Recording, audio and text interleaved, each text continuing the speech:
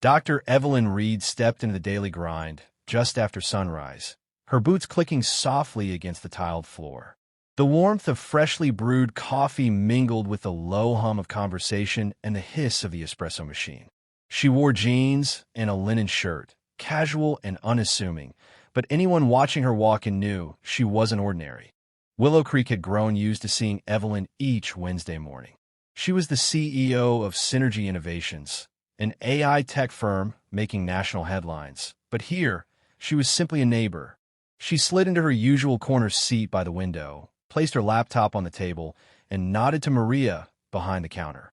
"Black coffee?" Maria asked, already pouring. Evelyn smiled. "And the croissant, please." Sam, the owner, waved from the back. "Morning, Dr. Reed." She responded with a raised hand, already scanning emails about a nonprofit tech initiative she was funding. A new program offering AI literacy to underserved teens had launched last week, and interest was growing rapidly. She sipped her coffee, watching Elm Street slowly come alive. Across the room, the retired professor wrestled with his crossword. A young couple laughed over shared muffins. The usual crowd, the usual rhythm. Then the door chimed again. Two police officers entered, Rex Dawson and Ben Pierce. They didn't look around. They already knew where they were headed. Evelyn noticed them immediately. Dawson was the tall one, all square shoulders and clenched jaw. Pierce trailed him, round-faced, gripping a clipboard like it was a warrant. Their body language told her this wasn't a casual visit. "Ma'am," Dawson said, stopping at her table. "Are you a customer here?" Evelyn raised an eyebrow. "I am." Pierce stepped closer, glancing at her laptop. "Have you paid for that?" "She paid," Maria said sharply from behind the counter. "She always does." Evelyn calmly minimized her screen. "Is there a problem?" "Just a routine check," Dawson said, eyes narrowing. "May I see your receipt?" Evelyn nodded slowly. "I paid in cash." "Sam can confirm." Pierce scribbled something on his clipboard. "ID, please." Evelyn reached into her bag and handed over her license and business card. Pierce glanced at them, then at her. "Anything with an address?"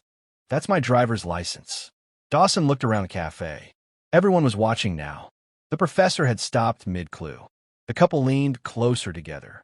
Maria looked furious. Sam came out from the back. "She's here every week. You know that." The officers didn't flinch. Pierce pulled out his notepad again.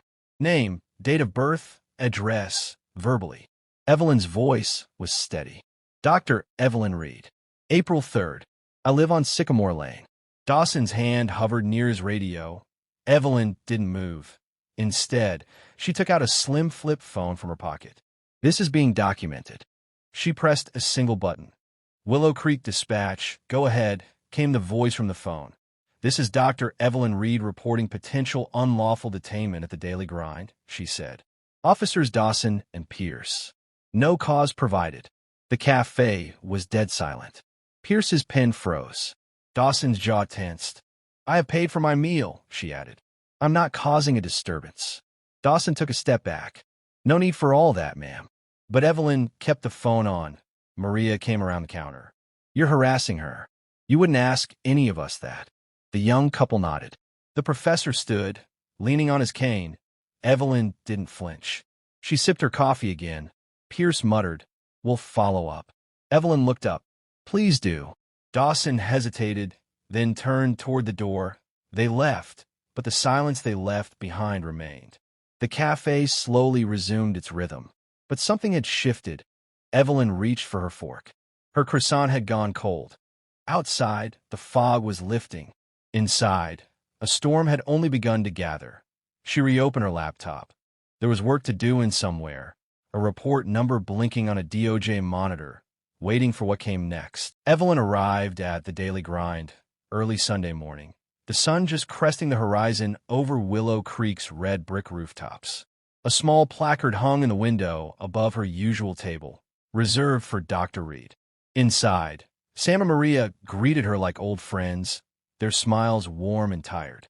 The events of the past 48 hours had transformed their small coffee shop into something much bigger.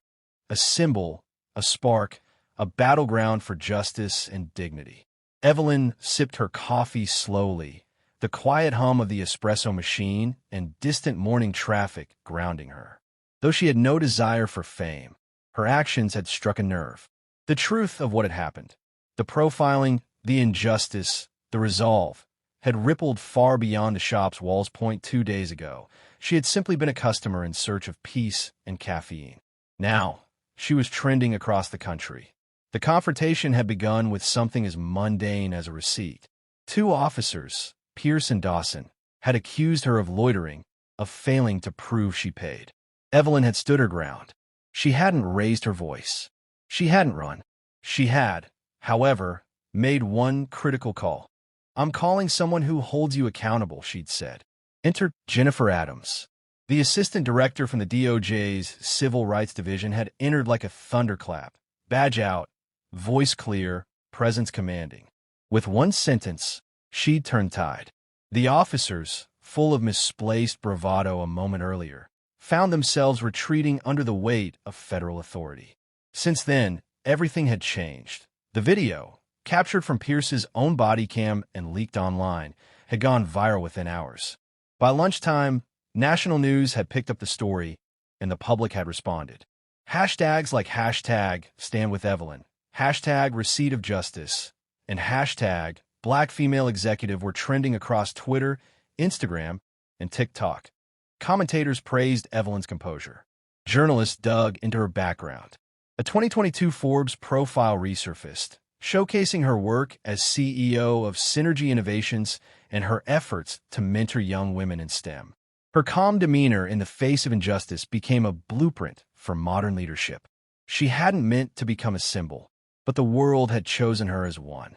Back at the Willow Creek Police Department, the fallout was swift. Officer Pierce resigned, citing personal reasons. Dawson was placed on administrative leave pending an investigation. Internal Affairs reopened dozens of past complaints. Chief Hernandez issued a generic press statement promising accountability, but the public wasn't satisfied. Community groups rallied. Legal aid clinics launched hotlines for victims of similar incidents. Civil rights organizations flooded city council meetings with demands for reform. A rally, organized under the banner "Justice is Brewing," was scheduled for the following Saturday at the courthouse steps. Posters featuring Evelyn's silhouette holding a coffee cup appeared on storefronts and lampposts. Through it all, Evelyn remained quiet. Not out of fear, but from clarity. She had said what needed to be said in the moment. Now, her role was to listen, support, and prepare for what came next. Back at the daily grind, the change was visible. Tourists came not for coffee, but for photos at the now-famous corner table. Reporters interviewed patrons, staff, even the mail carrier who delivered letters to the shop. The energy was electric, but Evelyn missed the quiet. On Sunday morning, that quiet finally returned. Maria slid a fresh croissant beside her cup. Sam nodded from the counter, giving her space. Outside, the town began to stir, unaware that Evelyn's name was once again featured in the morning's New York Times, this time under the headline, "From Cafe to Catalyst: How One Woman Sparked a Movement." A soft chime interrupted her thoughts. Jennifer Adams entered the cafe, her presence now familiar. "Dr. Reed," she greeted warmly. Evelyn smiled. "Didn't expect to see you here again so soon." "Neither did I," Jennifer replied, taking a seat across from her. "But I thought you should know, this case is gaining traction. DOJ is expanding the investigation. This isn't going to stop with Willow Creek." Evelyn nodded. "Good. It shouldn't." Jennifer hesitated, then leaned in. "You've become the face of something bigger, Evelyn. People are listening. What do you want to do with that?" The question hung in the air like steam rising off fresh coffee. Evelyn glanced around the shop. The old accountant doing his crossword. The couple sharing a laugh over lattes. The teenage barista restocking oat milk. Life, resilient and stubborn, continued. She looked back at Jennifer. "I don't want a podium," she said. "I want results. I want young girls of color to sit in any cafe, any boardroom, any courtroom, and never have to prove they belong." Jennifer smiled. "Then let's get to work." Evelyn took one last sip, savoring the warmth. She wasn't just a CO anymore.